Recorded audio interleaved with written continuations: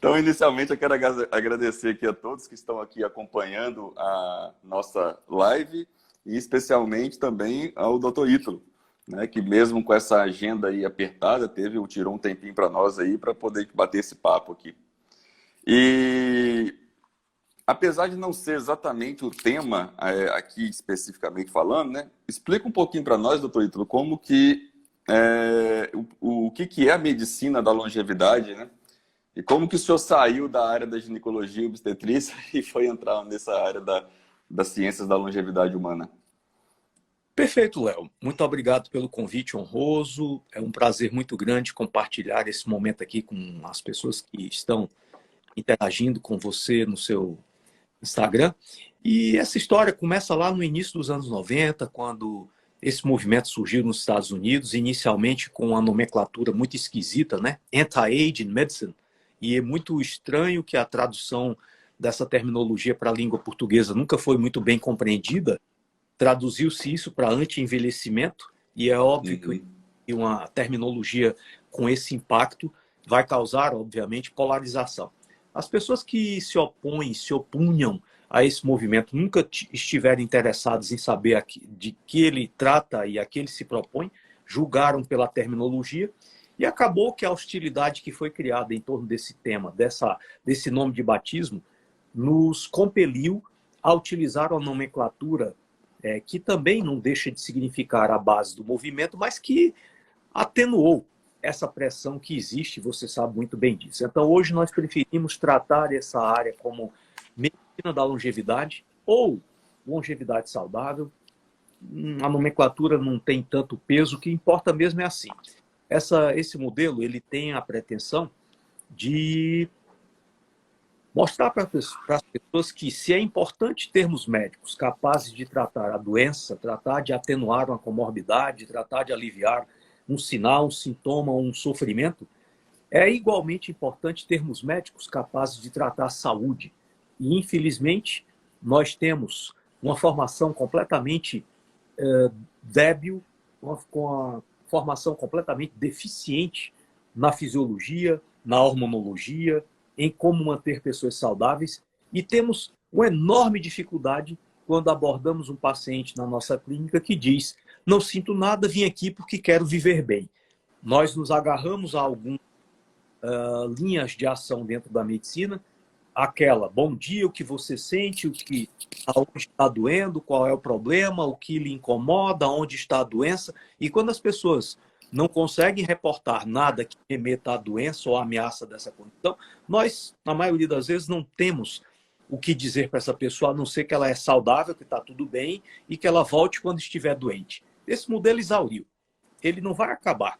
Vai ser sempre importante nós termos pessoas capazes, né, na nossa área, de aliviar um sofrimento, atender uma emergência, uma urgência. Mas hoje é muito mais inteligente nós procurarmos mudar a nossa visão para a manutenção da saúde do que simplesmente aguardar pelo dano, aguardar pela doença. Então, o modelo tem como base exatamente isso: atuar na outra ponta, na outra extremidade, procurando utilizar-se de recursos e de novas tecnologias e novas informações e conhecimento que possam antever condições de ameaça à saúde das pessoas, intervir na vida delas quando elas ainda são saudáveis e estender esse limite de garantia de saúde, permitindo que nós possamos aliar quantidade à qualidade e qualidade à quantidade. A ciência já avançou demais nessa área.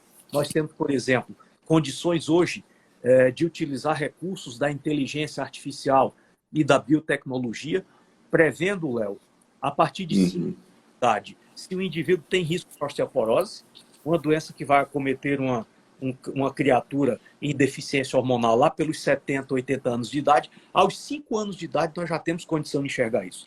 Temos condição de enxergar um risco de diabetes 15 anos antes que essa glicemia se eleve, e a gente tem, assim, que mudar a percepção das pessoas para que elas busquem se manter saudáveis, e isso só pode ser conseguido com muito trabalho e com muita informação.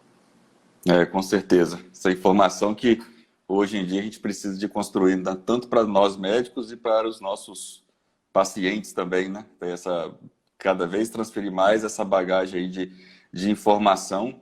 E é interessante também esse movimento que muitos pacientes também têm cada vez buscando assim, né, essa questão de entender um pouco mais sobre a questão da longevidade. Muita gente não, eu percebo muito isso, né, que essa coisa da pessoa chegar no médico com um determinado número de exames, o médico às vezes a pessoa está cheia de sintomas e aquilo ali realmente às vezes não é uma doença, às vezes, de fato, e a pessoa simplesmente fala, não, tá, o médico, às vezes, tá tudo bem, e isso aí é coisa da sua cabeça, às vezes procura até um psiquiatra, né? Às vezes a pessoa acha que é problema da cabeça da pessoa, e a gente sabe que quando a gente vai estudar a fundo, realmente tem uma série de entrelinhas aí, de problemas a ser resolvidos, né? Desde quedas hormonais, que começam aí depois dos 25 anos de idade.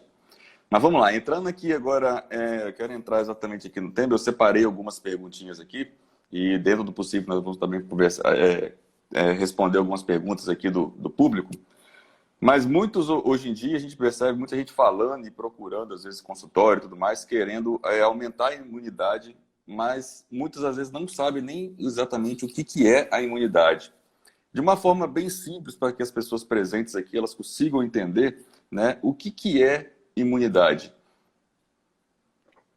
Pois bem, a imunidade, nós poderíamos dizer que a imunidade inata é o mais extraordinário exército natural que já foi construído para nos proteger daquilo que é impróprio e nos fazer reconhecer aquilo que é próprio. Essa ambivalência dessa reação imunitária é que traz a beleza desse processo. Então, é um conjunto muito inteligente e muito integrado de células, moléculas, mensageiros químicos, proteínas, citocinas, que tem um alto grau de especialização em reconhecer de tudo aquilo que constitui o corpo de um ser humano, diferenciar o que é próprio e assim produzir reações de reconhecimento de padrões, é próprio, eu vou acatar e aceitar aquilo como pertinente ao sistema, e o que é impróprio. E de que maneira lidar com esse impróprio? Eu neutralizo? Eu ataco? Eu apenas reconheço e me mantenho neutro e vigilante para saber quais são os movimentos desse inimigo? Então, a gente tem, Léo, hoje principalmente nesses tempos de pandemia, uma relevância muito grande em tratar desse assunto. Por quê? Porque se está procurando, mais uma vez, dentro da medicina, a porta errada para entrar na sala errada para resolver o problema de maneira errada. Nós temos visto, você tem ouvido também, a busca frenética por uma vacina contra o coronavírus, a busca por um medicamento que possa combater o coronavírus, um antirretroviral, e, na realidade, nós já temos o mais importante tratamento para qualquer bioagente patogênico desenvolvido ao longo de milhões de anos de evolução, chamado imunidade inata. Não existe nada mais poderoso e mais extraordinário do que esse sistema imunológico. Então, o que é a imunidade? É esse conjunto de elementos que é capaz de nos manter vivos, reconhecendo o que é próprio, acatando e introduzindo para dentro do grande sistema e reagindo de maneira adequada ao que é impróprio. Para essas pessoas que estão nos assistindo aqui, basta que nós tenhamos a noção que, considerando que o corpo humano possui aproximadamente 10 trilhões de células, nós temos dentro do nosso corpo aproximadamente 100 trilhões de bactérias e 300 trilhões de vírus. Então, na realidade, só comparando com a população de bactérias que nós temos dentro do corpo humano, nós somos apenas 10% humanos.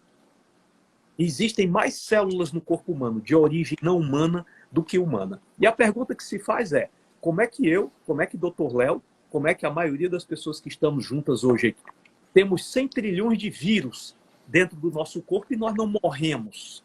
Não morremos porque esse sistema imune está permanentemente trabalhando para que essa diferenciação próprio, não próprio, seja a razão de nós estarmos aqui e conversando. É certo. E nessa linha de raciocínio, existe alguma relação entre o intestino e a imunidade? E o que pode ser feito para aumentar a imunidade, tendo como referência, né, o nosso intestino? Perfeito. Sua pergunta é muito pertinente, porque as pesquisas em relação ao intestino começaram a tomar corpo a partir do início do século XX, quando um cientista brilhante russo, professor de fisiologia chamado Ilya Metchnikov, elaborou a teoria da normobiose e da ortobiose. Ele imaginou que essas bactérias não estavam ali no nosso intestino apenas à toa. E os avanços nessa área, lá nos idos do século XX, início do século XX, renderam a esse cientista o 6º prêmio Nobel em medicina. E ele dizia uma coisa, Léo, que está mais verdadeira do que nunca a base dos conhecimentos atuais. A morte começa no intestino. Ora, se a morte começa no intestino, é muito óbvio que a saúde também deveria ser iniciada, qualquer pesquisa, a partir do intestino. O intestino humano é um macrosistema, né? Separado do meio externo por apenas uma única camada de células, células colunares. Então imagina, no intestino nós temos uma área de absorção que, se nós pudéssemos colocar aquelas vilosidades num plano horizontal, nós teríamos uma área equivalente a 100 metros quadrados. E toda essa área é separada do meio externo por apenas uma camada de células. Ora, uma região tão vasta e tão vulnerável teve que desenvolver um mecanismo de adaptação a essa fragilidade. Então, qual foi o mecanismo? 80% desse exército, chamado sistema imunológico, está situado ao derredor do sistema gastrointestinal. Então, do intestino emana 80% da atividade imunológica. E essa atividade imunológica, para ser capaz de reconhecer o próprio do impróprio e reagir adequadamente a cada uma dessas condições, precisa ter integridade na flora bacteriana intestinal. As bactérias do intestino são sinalizadores de reconhecimento de padrões e, a cada elemento que está presente no tubo intestinal, um grupo específico de bactérias reage com esses elementos e envia uma sinalização para o sistema imunológico que aquilo ali é próprio, pertencente ao sistema, ou impróprio, e de que maneira o corpo deve reagir àquela condição. Então, a base da imunidade está no intestino. E a base do equilíbrio intestinal, que gera imunidade, está na flora bacteriana intestinal. E essa flora, ela começa a ser composta a partir do nascimento, quando essa criança, ao passar pelo canal vaginal, é contaminada pela primeira família de bactérias, que são os lactobacilos acidófilos, que vai gerar a estrutura básica para todas as outras famílias de bactérias popularem esse intestino até a idade adulta. Depois, essa criança precisa ir ao peito da mãe para ser contaminada com a segunda linha de bactérias, que são os Bifidobacterium bifidum, e assim, fica nítido que para que eu tenha uma imunidade adequada, no princípio da vida, eu tenho que nascer passando pela vagina, eu tenho que mamar no peito da minha mãe pelo menos até 1 ano e meio, 2 anos de idade. Então vocês já viram e percebem que as pessoas que nascem por um parto abdominal e que mamam por um período inferior a 2 anos, 1 ano e meio, elas vão ter crônicos problemas de imunidade até o final da vida. E isso está na base de uma quantidade enorme de doenças e comorbidades desnecessárias, agravadas pelo não reconhecimento dessa situação, pela criação das especialidades médicas que só enxergam uma parte do ser humano e assim a visão do todo. Que gera o problema, né? E acaba que não vai separando aqueles problemas ali em cada doença, né? De órgão-alvo que cada um de nós temos. Então, isso daí acaba gerando essas múltiplas especialidades, mas realmente a base do corpo, né, do ser humano, não tem esse entendimento aí de fato. E a questão maior que tem, por exemplo, existe o que então, isso daí, por exemplo, o que é e como é que a gente evita a questão da disbiose? A gente acaba gerando com esse problema, né, de reconhecimento de alimentar, né, e tudo mais, acaba gerando essa disbiose. Como é que seria? Como é que você classifica disbiose, o que seria, né? E como é que a gente evita ela nesse caso? Bom, fato concreto. A flora bacteriana intestinal de um indivíduo saudável é constituída de aproximadamente 4.000 famílias, gerando uma população aproximada de 100 trilhões de bactérias. Ora, imaginemos, para que o indivíduo, no mundo de hoje, atinja esse estado aí, Léo Franklin, é mais fácil massecar Primeiro, a quantidade enorme de pessoas que não conseguem ter o privilégio de nascer por um parto vaginal. Depois, que não tem o privilégio de ter o peito da mãe como a fonte de alimento durante esse período mínimo de 1 ano e meio a 2 anos. Essas pessoas, depois, são submetidas, ainda na infância, a intervenções alimentares precoces, a tratamentos com antibióticos para infecções, para várias situações, anti-inflamatórios. Então, o indivíduo, quando chega ali por volta dos seus 2 anos de idade, se essa condição de desbiose não for reconhecida, ele terá o desprivilégio de ser portador dessa condição até o final da vida. Então, vocês vejam que coisa crítica. Eu só tenho 2 anos para identificar que essa pessoa tem um desequilíbrio da flora bacteriana intestinal. E é muito fácil. Nasceu pela barriga e não mamou, já é um desbiótico. E se até os 2 anos nós não começarmos a introdução de bactérias, de probióticos, que são essas bactérias que deveriam ter populado esse intestino, esse indivíduo vai ser desbiótico até o final da vida. Essa aí é a condição de base. Agravada por estilos de vida, estresse, má qualidade do sono, má qualidade dos hormônios, má qualidade da alimentação.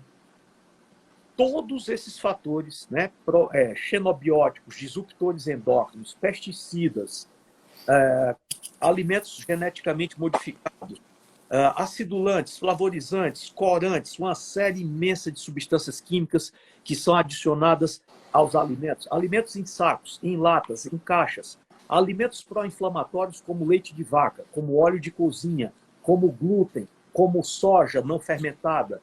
Enfim, é mais fácil, na prática diária, você procurar o indivíduo desbiótico, que ele está em todos os lugares, do que procurar o normobiótico, que eu, sinceramente, na minha prática do dia a dia, eu não consigo encontrar um único ser humano com equilíbrio na flora bacteriana intestinal. Eu posso afirmar para vocês, com base na minha experiência e na minha prática do dia a dia, que praticamente 100% das pessoas é portadora de desbiose intestinal. O que nós vamos definir aí é qual é a gravidade desse processo para que nós possamos definir as estratégias mais adequadas e personalizadas para cada situação.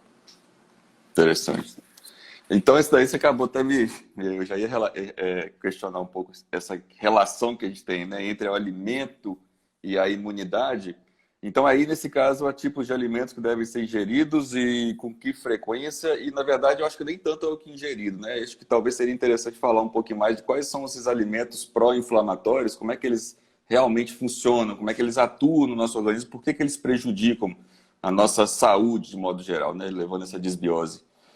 Perfeito, Léo. O mais impressionante é que esses alimentos pró-inflamatórios são considerados alimentos saudáveis, né? É uma coisa, assim, inacreditável. Primeiro deles, há 10 mil anos que o homem tenta beber leite de vaca e ele ainda não se convenceu que a mãe dele não é uma vaca. O leite de vaca é muito bom para os ruminantes, para um bezerro recém-nascido, mas ele não é palatável e nem digerível por seres humanos. E a razão básica é, filogenética é diferente. Nós não ruminamos, nós não temos o abomaso, nós apenas depois de 10 mil anos de exposição ao leite de vaca, apenas 1/4 da população do mundo desenvolveu tolerância a um carboidrato que tem lá no leite chamado lactose. Então, a maioria das pessoas pensa que o grande problema do leite é a lactose. Mas não é esse o maior problema. O maior problema do leite é que se 1/4 da população consegue quebrar esse carboidrato, 3/4 não conseguem. E a partir do momento em que 75% da população vai ter uma molécula de uma substância lá no intestino que o sistema imunológico reconhece como estranha, esse alimento vai produzir reação inflamatória e reação antigênica. O corpo vai reagir àquilo para neutralizar, expulsar ou aniquilar aquela molécula de dentro do nosso corpo. Além da lactose, nós temos a caseína, a alfa-lactoglobulina e a beta-lactoglobulina. Não existe nenhum ser humano na face dessa terra que possua proteínas lípidas, proteases, capazes de quebrar essas proteínas do leite. E quando essas moléculas chegam lá no intestino, da mesma forma, vão ser reconhecidas como estranhas. Ei, o que é que você está fazendo aqui? Quem lhe mandou para cá? Você não sabe que o seu nome não está nessa lista de convidados? E o sistema imunológico vai fazer todo o esforço para debelar, neutralizar e expulsar essa molécula estranha de dentro do nosso organismo. Isso gera não só inflamação local, como a partir de um determinado momento, a crônica ingestão desses alimentos inflamatórios vai gerar ataque das citocinas pró-inflamatórias para potencialmente todas as estruturas do nosso corpo. Leite e os seus derivados. Esse é o primeiro pecado. O segundo pecado é outro alimento que o ser humano tenta teimosamente ingerir, que é o glúten, né? O glúten, que são os alimentos à base do trigo, contém uma proteína chamada gliadina, que o ser humano não consegue quebrar. Então o raciocínio é o mesmo. Quando aquela macromolécula chega no intestino, sem estar reduzida ao nível de aminoácido essencial, ela vai ser atacada pelo sistema imunológico e chega a um ponto, igual o leite, que o sistema imunológico vai atacar as estruturas e proteínas do nosso próprio corpo, pensando que está atacando as proteínas do trigo, as proteínas do leite. Óleo de cozinha, a mesma coisa, contém uma quantidade enorme de ácido araquidônico que promove maciça geração de atividade inflamatória. Soja não fermentada é uma monstruosidade. Para vocês terem uma ideia, animais famintos comem soja, eles olham para aquilo ali e dizem: eu vou comer isso como o ser humano, que é menos inteligente do que eu. Né? E esses alimentos estão ao nosso derredor. Fazem parte do que chamamos de cardápio saudável. Né? De manhãzinha a pessoa pega ali café com leite, com um pãozinho com manteiga, já sai de casa se ferrando, se autodestruindo, se auto-aniquilando imunologicamente. Chega lá, você vai perguntar qual é o nível de colesterol desse cara e por que ele está fazendo ateroma. Ele está fazendo ateroma porque o sistema imunológico está atacando o seu endotélio a partir de uma sinalização imunológica anômala pelos alimentos inflamatórios que nós ingerimos. Certo. Interessante isso aí. É a questão uma coisa que o pessoal costuma perguntar muito, inclusive tem uma pessoa aqui também, nossa, né, perguntando aqui, em relação ao kefir. O kefir é um bom alimento? O kefir é uma boa brincadeira. É muito simpático. Eu não vou dizer que não é bom consumir, mas se nós estamos usando como de promover um tratamento da desbiose, é uma brincadeira. Né? A quantidade de é muito pequena, a população é muito reduzida, ele vai ser quebrado no estômago, vai sofrer o ataque do pH baixo do intestino, a maioria dessas bactérias vai morrer no estômago e essas cepas precisam chegar no intestino grosso. De modo que, se eu estou falando de uma fonte de alimento, muito simpático, bacana, mas se eu estou falando de uma pessoa que tem uma desbiose e vai precisar tratar isso aí, recorrer a um elemento como esse, não vamos conseguir atingir positivamente o efeito terapêutico. Tratar uma desbiose é uma situação que requer muito mais recursos e é muito mais complexa do que simplesmente tomar kefir. Ah, bacana. Quero aproveitar que nós já vamos entrar num outro assunto aqui também que é interessante, relacionado à questão da imunidade. Eu acho que essa questão aí dos alimentos foram bem esclarecedoras, né? Porque quando a gente fala nesses alimentos inflamatórios, aí que existe esse link, né? Tanto da questão do leite, quanto a questão do glúten, esses alimentos que chama de inflamatório, de eles aumentar a questão das citocinas inflamatórias, né? De liberar citocinas inflamatórias no nosso corpo, e isso por si só acaba prejudicando nossa questão da nossa saúde, tem todo esse link aí também com a questão, né, da imunidade. Quero então, né, cumprimentar aqui o pessoal que está aqui chegando aqui com a gente. Dona Delza está aí também, uma paciente minha de Vitória, lá do Espírito Santo. Tem a médica colega nossa aqui, a doutora Alice também, doutor Yuri. Doutor Orson também está aí presente, que também foi aluno da pós-graduação. E todo esse pessoal que está aí, quero agradecer a presença de todos aí, né, que está enriquecendo aqui a nossa live, e também deixar uma boa noite aqui para todo mundo. Mas eu quero falar agora também um pouquinho relacionado à questão da vitamina D. Né? Tem alguns estudos, e óbvio que saiu principalmente relacionado à questão do Covid, mostrando que pessoas que tinham níveis de vitamina D mais alto tinha melhor prognóstico, algumas pessoas falando que quem tinha nível de vitamina D mais baixo tinha um pior prognóstico quanto ao Covid. Junto a isso, teve alguns, obviamente, né, aquelas pessoas que são alguns detratores aí da vitamina D falaram que isso foi só um estudo observacional e que as pessoas com nível de vitamina D mais baixo normalmente são as mais idosas, elas já teriam mesmo isso daí. Como é que é essa questão da vitamina D, a relação dela com a nossa imunidade? Como é que funciona isso? Olha, em primeiro lugar, uma das grandes falhas em relação à vitamina D é o seu próprio nome de batismo. Essa molécula foi descoberta em 1928. Naquela época, os recursos de biologia molecular eram muito parcos, eram muito restritos, e o pesquisador, infelizmente, ao se deparar com aquela molécula, não conseguiu ter a capacidade de fazer um isolamento completo da sua estrutura, batizou de vitamina D. E a razão para isso é muito simples. Já tinham sido descobertas as vitaminas A, as vitaminas do complexo B, o ácido ascórbico, e a próxima da fila foi batizada como letra D.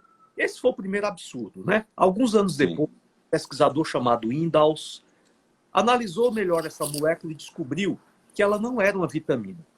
É um hormônio esteroide. Ou seja, quando a gente está falando de vitamina D, nós estamos falando de coisas semelhantes a testosterona, progesterona, dehidroepiandrosterona, pregnenolona, cortisona, cortisol, estradiol. É um hormônio esteroide que controla mais de 80 funções do nosso corpo e ativa direta e indiretamente mais de 4.000 genes no nosso corpo. Tanto não é uma vitamina que o hormônio D possui um receptor específico chamado VDR, ou receptor de vitamina D. Vitamina não precisa de receptor, precisa de receptor. E esse receptor, para que vocês tenham uma ideia da importância dessa molécula no nosso corpo, ele está presente em todas as células do corpo humano, sem nenhuma única exceção. O hormônio D é uma molécula que possui atividade em todas as células do corpo humano. E mais especificamente, no tema que nós estamos falando aqui, esse hormônio é sintetizado a partir da exposição à luz solar. Quando nós expomos-nos à luz solar, existe um metabólito que circula na nossa pele chamado 7-deidrocolesterol. Esse metabólito, essa molécula é originada do colesterol. Ela é quebrada pela incidência da luz solar, particularmente a luz ultravioleta B, e transforma-se em colecalciferol.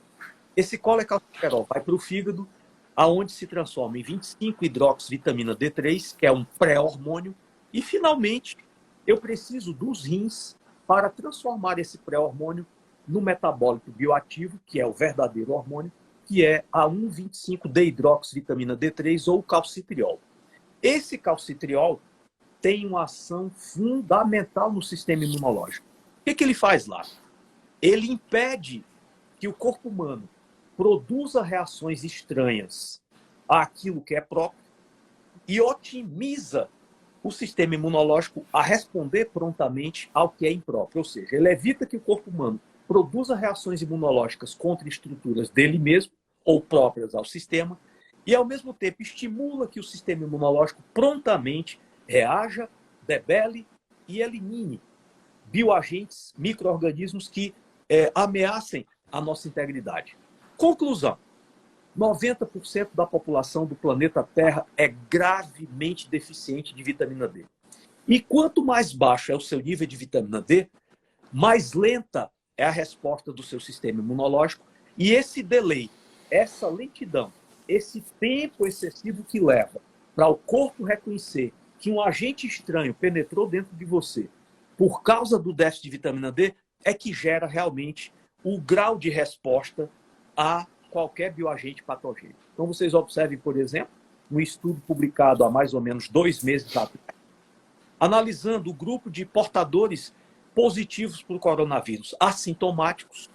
Todos os indivíduos desse grupo tinham um nível de vitamina D acima de 80 por ml. O grupo que estava na UTI com respiração estava com nível abaixo de 20. O grupo que foi a óbito estava abaixo de 12. Espera aí. Vitamina D é balela? Vitamina D é falácia? Vitamina D não tem nenhuma relação com isso aí, sério. É preciso ter uma completa insensibilidade e virar as costas para o sol e para o óbvio, para o indivíduo entender que a vitamina D está no cerne da gravidade da infecção pandêmica que nós estamos enfrentando aqui. Então, veja, se o vírus é a mesma molécula, como é que eu posso explicar que tem um grupo de pessoas com esse vírus sem sentir absolutamente nada e tem do outro lado, no outro extremo, um grupo de pessoas que a esse momento está sendo sepultada? Como é que é o vírus? É óbvio que não é o vírus. É óbvio que é a incapacidade do sistema imunológico responder ao vírus que provoca, como uma defesa final, o corpo não sabe reconhecer o que é exatamente aquilo e produz o que nós chamamos de tempestade de citocinas pró-inflamatórias. Então, senhores, senhoras, o que é mais dramático em tudo isso que nós estamos discutindo aqui, doutor Léo, é que não é o vírus que mata, mas é o próprio sistema imunológico enlouquecido pela falta da normal regulation causada pela vitamina D, que acaba matando o próprio indivíduo. Então, essas pessoas não estão morrendo por coronavírus, coisíssima nenhuma. Elas estão morrendo pela deficiência de vitamina D, que provoca uma reação exagerada do sistema imunológico, provocando incontrolável produção de citocinas pró-inflamatórias, que acaba levando essas pessoas ao óbito. Então, eu sinto muito ter que discordar. Mas aqui fora, nós não temos um problema de saúde. Nós temos um problema de interesses mercadológicos. Porque se nós tivéssemos gestores comprometidos com a saúde das pessoas, você tinha que ser informado de buscar o seu estoque de vitamina D para você e para a sua família no posto de saúde mais próximo da sua casa amanhã. Essa é que é a grande Perfeito. Interessante. Tem uma pergunta aqui que eu achei interessante, de uma pessoa que está aqui com a gente na live. A partir dos 60 anos, não há mais sintetização pela exposição solar? Olha, não existe essa limitação pelo tempo de idade. Uhum. Existe a limitação por alguns fatores como, primeiro, mais básico, a baixa exposição à luz solar. Nós precisamos expor pelo menos 80% do nosso corpo diariamente, na posição horizontal, no momento em que o sol esteja projetando uma sombra no solo menor do que a nossa altura. Isso vai corresponder a mais ou menos 10 da manhã a 2h30, 3 horas da tarde. E de sã consciência, ninguém faz isso. Não há como, na sociedade que nós vivemos hoje, as pessoas se exporem a essa condição todos os dias para produzirem o seu estoque diário de vitamina D. E aí, na sequência desses eventos, vai surgindo o envelhecimento cronológico, as quedas hormonais que não são reconhecidas e não são reequilibradas. Essas quedas hormonais começam a provocar uma atrofia da pele, começa a provocar uma deposição de energia na forma de gordura.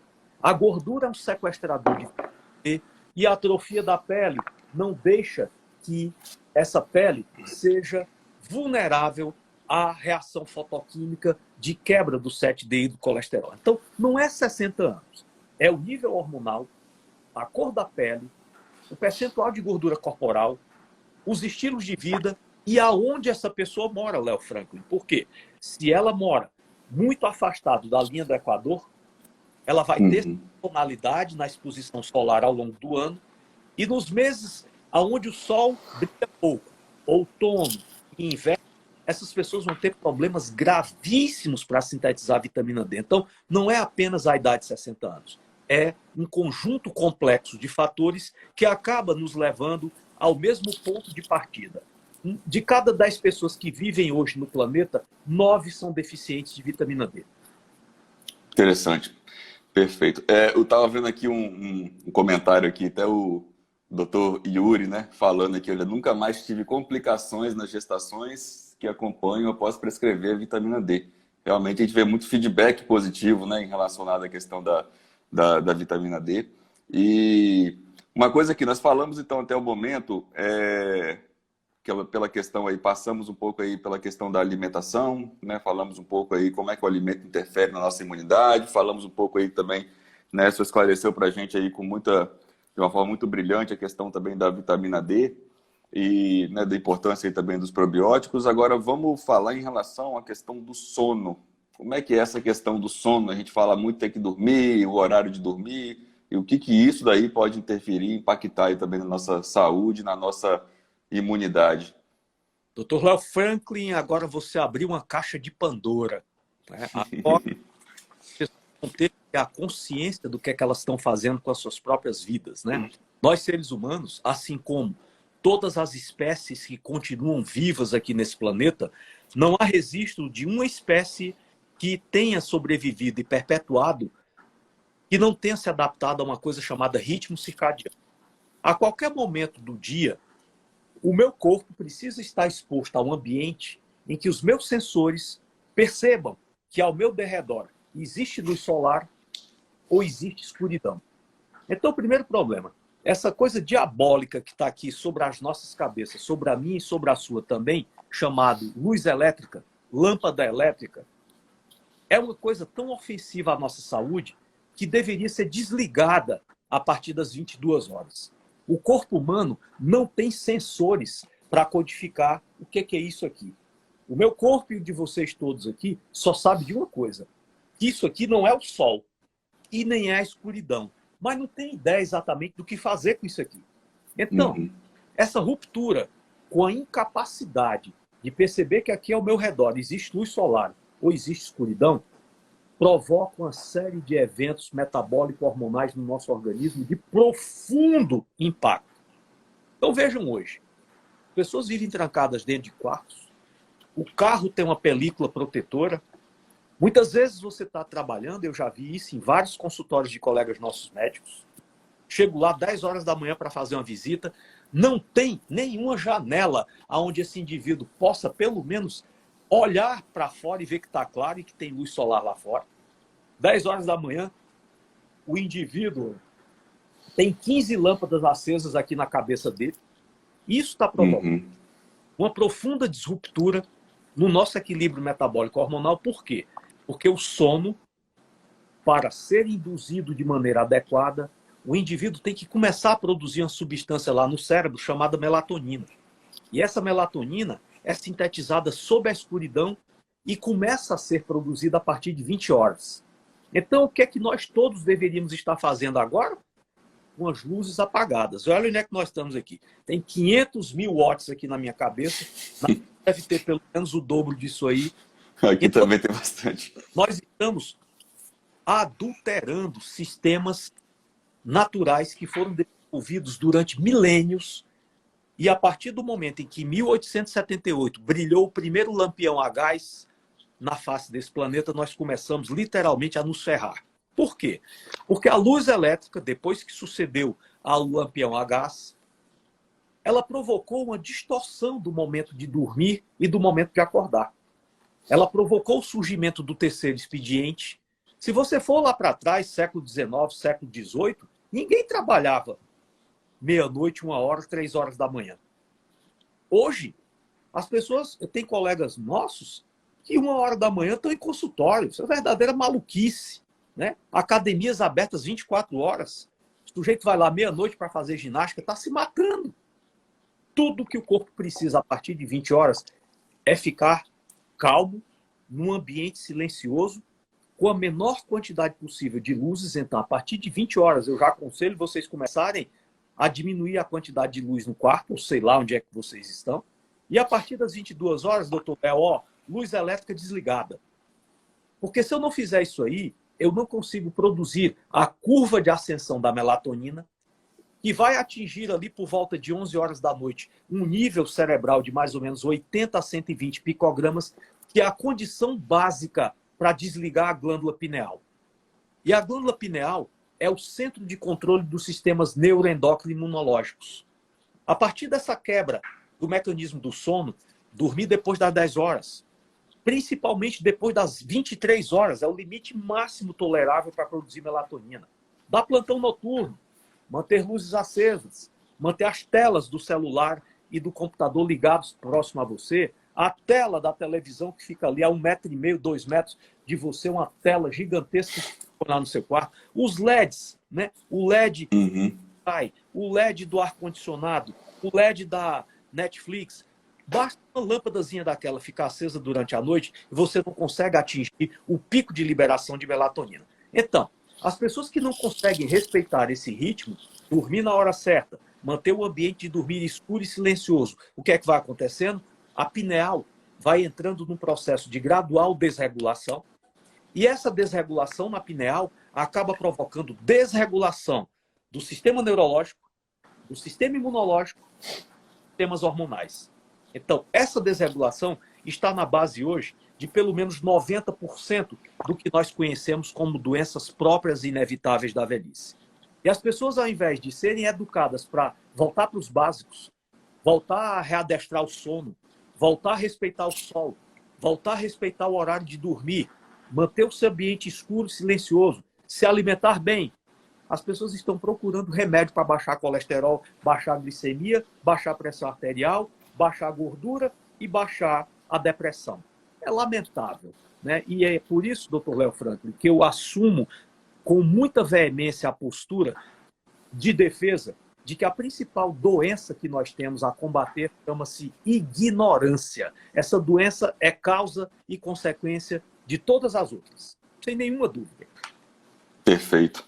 Perfeito o esclarecimento aí para a gente com relação à questão do sono. A gente vê muito aí essa questão da melatonina, né? Então, hoje em dia existe a suplementação da melatonina. Ela é indicada, todo mundo pode usar, e ela ajuda também nessa questão, obviamente, como nós vimos aí, né? Como o doutor fez toda essa explicação aí, esse link dela aí com a imunidade nossa também. Você acha que ela também é uma arma aí, uma suplementação que vale a pena a gente colocar aí na vida das pessoas, de modo geral, do mesmo jeito que a vitamina D também tem a sua importância, né? E tudo mais, a melatonina, o que o senhor poderia falar dela aí para nós? Léo, a grande questão é, quando se fala em hormônios, assume-se que qualquer pessoa candidata a utilizá-los deve estar sob completa supervisão médica. E o que nós temos visto não é isso, né? Você vê isso, eu vejo isso a toda hora.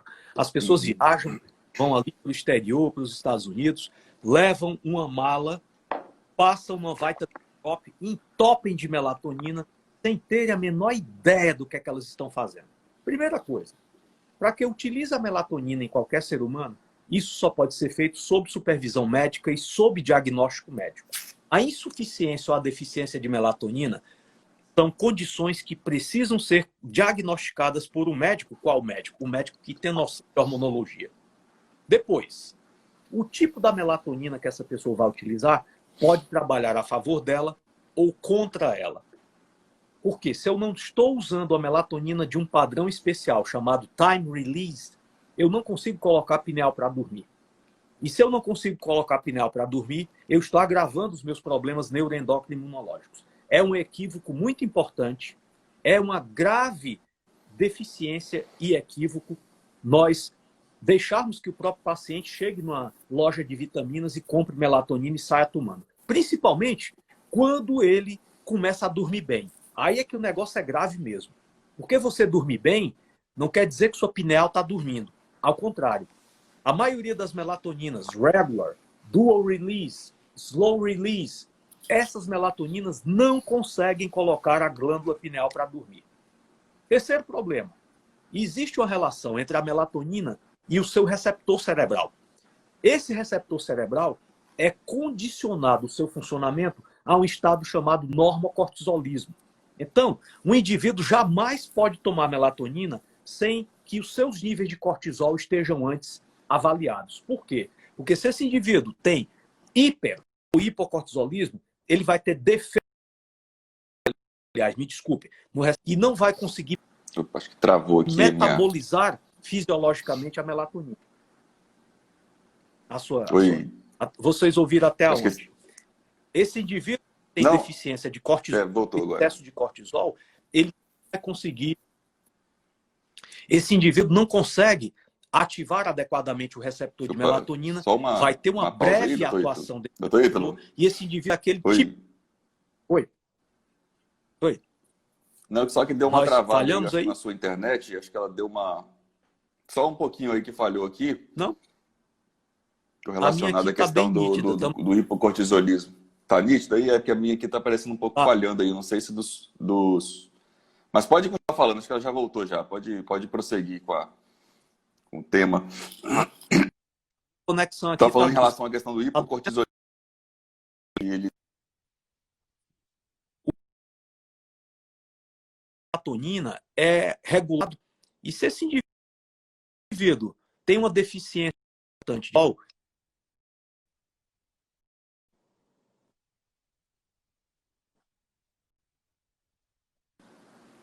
Oi, acho que voltou.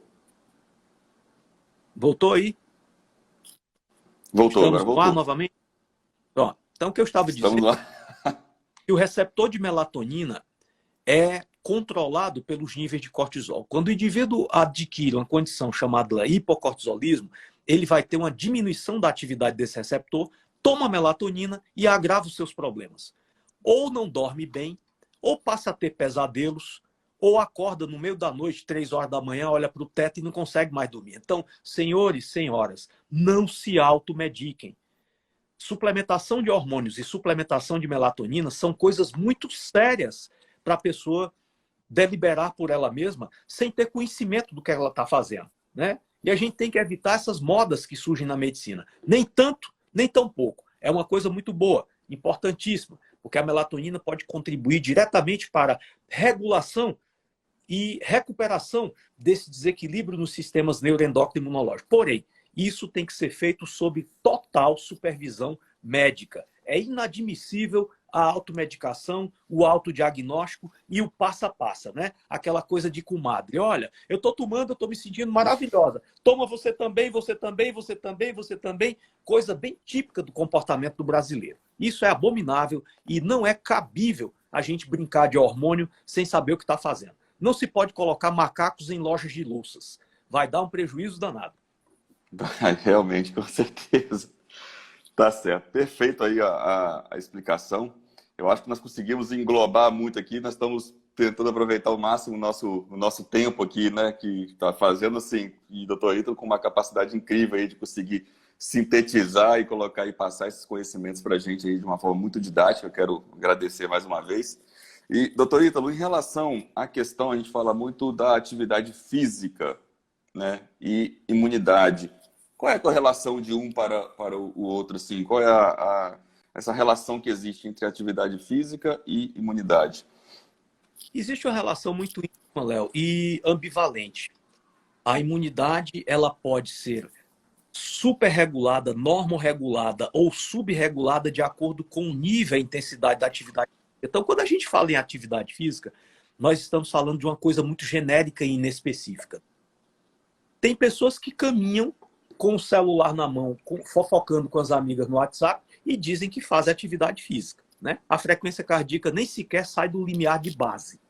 Tem outras pessoas que se envolvem em atividades exageradas que requerem um enorme desperdício de energia do corpo humano. Eu não quero estigmatizar nenhuma modalidade esportiva, porque cada um sabe o que está fazendo, mas desportos como o Ironman, o desporto de alto rendimento olímpico, o Ultraman, o Megaman, essas coisas não são fisiológicas. E a partir do momento em que eu gero um excesso de gasto energético e um excesso de descontrole no que eu estou perdendo na atividade física, eu gero comprometimento da síntese dos elementos responsáveis para o meu sistema imunológico. Gero déficits nutricionais, gero déficit de sinalização, gero déficits hormonais, e essas pessoas que praticam atividade física de maneira suprafisiológica, exagerada, elas têm graves problemas na produção hormonal que vão originar graves problemas de imunidade. Para vocês terem uma noção só ilustrativa aqui, eu já tive um paciente que terminou um Ironman com a contagem de 430 leucócitos. Para você ter uma ideia de onde pode chegar essa maluquice. Então, da mesma maneira que nós, seres humanos, não fomos feitos para o sedentarismo, nós também não fomos feitos para o esporte sem controle, sem noção, aonde não existe um limite. O cara tem uma prova que passa o dia inteiro correndo, pedalando,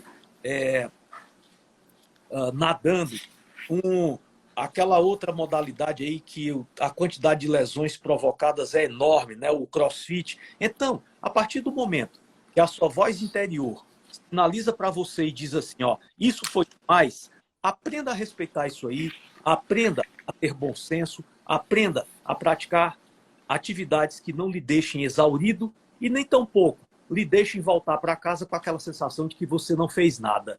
Essa é a atividade que vai trabalhar a favor do seu sistema imunológico. Abaixo disso, prejudica, acima daquilo, prejudica. Perfeito. Brilhante aí a exposição. Eu acho que nós temos um tempinho aqui, faltam 6 minutos aqui, eu estou tentando sugar aqui de informação o máximo que eu consigo, que eu puder aqui do Dr. Ítalo, que com certeza está uma live aqui maravilhosa aqui. Em relação à questão dos desequilíbrios hormonais, eles também podem ser relacionados a fatores aí que influenciam na queda da imunidade? Qual o hormônio aí que o senhor classifica aí como mais importante ou um hormônio aí que o senhor poderia de repente falar para a gente aí que talvez todos, né? E o que o senhor tem para falar com relação à questão de hormônio e imunidade? Todos os hormônios acabam tendo algum impacto no controle do sistema imunológico. Mas existe um núcleo ali que nós poderíamos dizer que esse é o núcleo principal, que sem eles o sistema imunológico vai ter muita dificuldade de funcionar de maneira fisiológica a pleno. Primeiro deles, sem dúvida nenhuma, hormônio D, que muitos ainda chamam de vitamina D. Depois, melatonina. É um hormônio absurdamente importante para a atividade do sistema imunológico. Depois, T3. É o hormônio fundamental que age de maneira integrada com a melatonina e com o hormônio D. Depois, o cortisol e depois a dehidroepiandrosterona. Eu não poderia, de forma alguma, deixar de elencar essa visão como um quinteto. Esses hormônios têm que estar em completo equilíbrio para que eu possa gerar equilíbrio na sinalização do sistema imunológico. Então, mais uma vez, hormônio D, melatonina, T3, cortisol e dehidroepiandrosterona. Esse é o quinteto mágico da imunidade. É absolutamente inegociável quando eu pretendo ter um sistema imunológico competente, manter os hormônios em pleno equilíbrio. Perfeito. Brilhante aí a exposição. Bom, o nosso tempo está chegando ao fim, nós estamos vendo aqui, faltam 4 minutos aí para a gente encerrar nessa nossa live. Passou voando aqui o tempo para nós. Foi uma forma brilhante aí que o Dr. Ítalo conseguiu, acho que, expor para a gente realmente todo esse conceito base aí da nossa imunidade, né? E quero agradecer mais uma vez, Dr. Ítalo, aos participantes aqui também, que estão aqui seguindo aqui com a gente, que com certeza pessoas aí de um bom esclarecimento, perguntas também aqui que fizeram, que muitos a gente não conseguiu responder, mas foram perguntas também de alto nível. Para quem perguntou, a nossa live vai ficar salva aqui no meu Instagram, e eu vou ver se eu consigo subir ela também depois para o próprio YouTube também, que aí eu vou passar depois para o pessoal aí essas informações aí do link e tudo mais, né, do YouTube. No nosso caso aqui, doutor Ítalo, né, nesse momento final aqui que a gente tem, qual que o senhor teria alguma coisa a mais, alguma coisa para a gente poder expor aí relacionada à questão da imunidade, que o senhor gostaria também de, talvez, acrescentar para nós? Léo, eu acho, olha, a gente precisa começar a entender que dentro da medicina há necessidade de voltar a entender os básicos. Necessidade de entender fisiologia, necessidade de entender que o melhor médico é aquele que menos complica. Entender que é no simples que estão as melhores respostas, é olhar para os básicos que nos vai fazer obter melhores resultados clínicos. A gente fica procurando uma farmácia que está na frente da outra, qual é o melhor remédio para tratar condições que não dependem de remédio. Essas condições dependem de informação. 90% das doenças que acometem o indivíduo ao longo do seu envelhecimento não deveriam sequer existir. E nós precisamos de um choque de informação. Nós precisamos tornar o médico, além de um promotor de saúde, um educador, um pedagogo, que seja capaz de trazer respostas e esclarecimentos que podem modificar as escolhas de um indivíduo, que vão modificar a sua qualidade de saúde. Então, a base. Educação, informação, que gera boa qualidade das escolhas, que gera boa qualidade de saúde. Então, eu diria a vocês, sem dúvida nenhuma, dormir é o ponto zero para a conquista de uma longevidade saudável. Dormir até no máximo 23 horas. Se alimentar bem, ter uma boa mente, ter pensamentos positivos, viver em equilíbrio, mente, corpo e espírito e agradecer a Deus todos os dias. Essa é a receita da longevidade saudável. Ela não está em farmácia. Vocês não vão encontrar isso na Drogazil e nem na Drogaria São Paulo, infelizmente. Maravilha, perfeito. Quero agradecer aqui, finalizando aqui, acho que nosso último minuto aqui, qualquer momento a live vai acabar. E agradecer ao Dr. Ítalo mais uma vez, né? Eu já tinha uma admiração muito grande por ele e eu achei que seria uma coisa muito válida aqui trazer um pouco de informação, que as pessoas conheçam aqui, pessoas que me acompanham aqui nas minhas redes sociais, conhecer um pouco mais da figura aí do Dr. Ítalo.